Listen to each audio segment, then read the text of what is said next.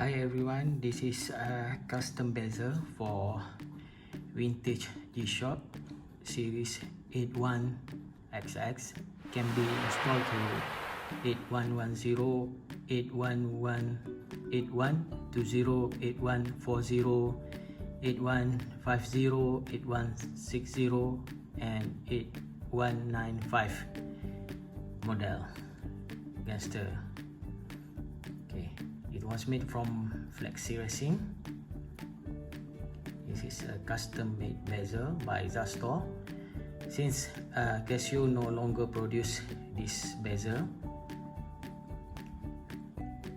this is an initiative by Customw to come out with this replacement bezel so that we can save vintage G-Shock with this bezel. Okay, it is flexible and easy to install. So if you have a vintage model DW-81, for example DW-8100, and your bezel already cracked, you can get it, the replacement bezel from Customw. Okay, and this is a wording here.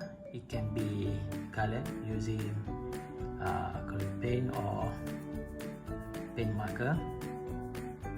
Okay, next video I will show you on how to do the lettering or marking. Okay. Thanks for watching. Remember to subscribe. Thanks again everybody. Bye.